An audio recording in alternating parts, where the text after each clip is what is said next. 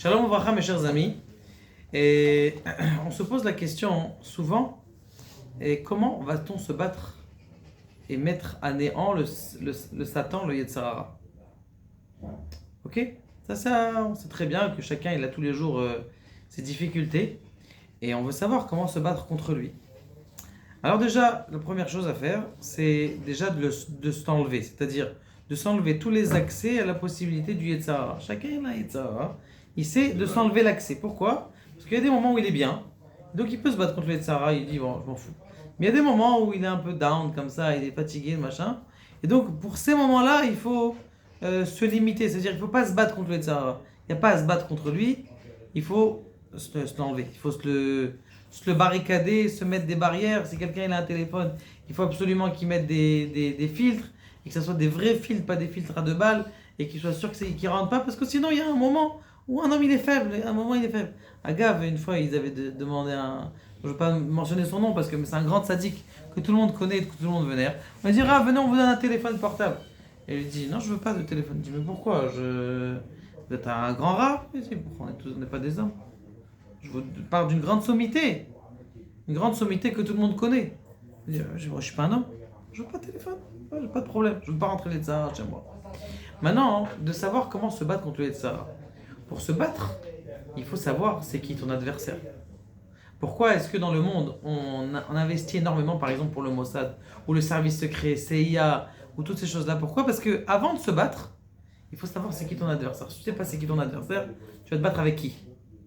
C'est la raison pour laquelle le Rav Chaim Vital, il a ramené dans le Sefer Aléchour, il dit qu'on a 4 bases du Yetzer Hara, que vous les voyez derrière. De même qu'on a 4 éléments, et ben le Yetzer Hara, il nous tire par 4 possibilités d'éléments. Ok. D'ailleurs, Agav, c'est marqué dans le genre de la paracha de la semaine parachat de Vayechi.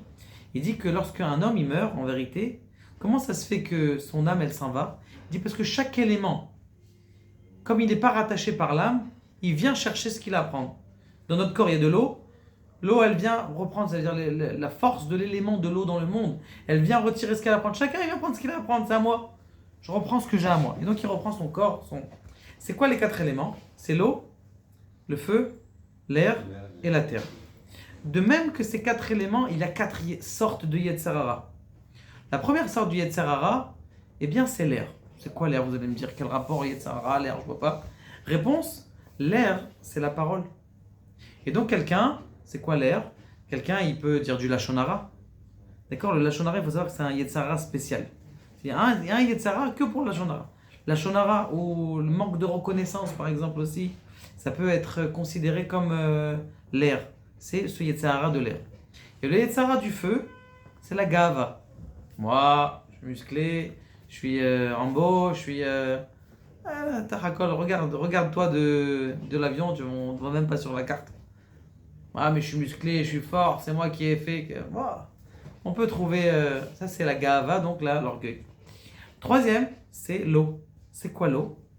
L'eau, c'est tout ce qui est pulsion bassement... vous voyez de quoi je vous parlais, je vais vous expliquer. Pourquoi? Parce que justement, c'est toujours dès qu'il y a un contact avec l'eau, c'est plus charnel, on sent bien. On dit quand on met la main dans l'eau, alors on sent plus à l'aise. Les gens ils aiment bien la piscine, les machins. Parce qu'on ressent tout cet élément qui s'appelle le toucher. Il est à l'aise dans quelque chose qui est mouillé, qui est...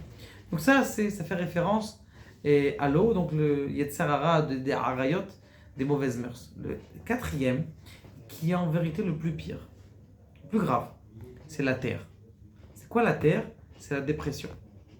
Quelqu'un qui est enterré, c'est-à-dire quelqu'un qui est triste, il ne peut plus bouger. Encore quand quelqu'un il a du Yetzer Hara, de Gava, il continue à avancer dans la vie, il est orgueilleux, mais bon, le bon Dieu il va doucement calmer son orgueil, ou il va calmer sa colère, le feu de la colère, c'est aussi dans le feu, on dit bien le feu de la colère.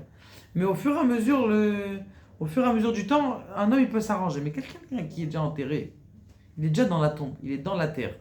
Il dit, moi j'ai fait des avérotes, je suis inrattrapable, il n'y a pas de tchouva, pas de machin. Où tu vas avancer? Tu ne peux pas avancer. Ça, c'est la terre. Et c'est le pire des Yetzer Hara. Le Yetzer Hara qui nous enterre, c'est le Yetzer Hara qui vient après la Avera. Tu as fait l'Avera, après qu'est-ce qui se passe? Le Yetzer Hara il dit, de toute façon, toi, t'es fini. Il y en a combien de me dire, de toute façon, on va pas au Guéhinam, on est sûr. Non, pourquoi tu dis ça? Fais tchouva, il y a des tikkunim, Bezrat Hashem, on va rentrer au Gan Eden, on va même pas voir le ni de Gan Eden ni de Guéhinam, on va directement avoir le Mashiach si tout le monde fait ça. Donc ça, c'est ce Inyan là des 4 éléments. De même qu'il y a 4 éléments qui sont des éléments, ces éléments aussi ils se montrent. Donc maintenant, ce que la Torah elle a fait des mitzvot qui sont en rapport avec ces 4 éléments. Et la parole, tu vas dire des divrei Torah. Le karas, tu vas étudier du moussar. Tu vas utiliser ta parole, tes gestes et tes mitzvot. Ces éléments-là, tu vas utiliser dans la bonne. Maintenant, une fois que tu as défini c'est quoi l'élément qui est plus fort chez toi, alors déjà au moins tu as encore une petite idée, tu te connais toi, et tu as une petite idée de c'est qui ton vrai adversaire. Quand tu connaîtras bien ton adversaire, alors déjà tu pourras plus lui mettre la main dessus. Baruch Adonai, l'Olam et l'Amen.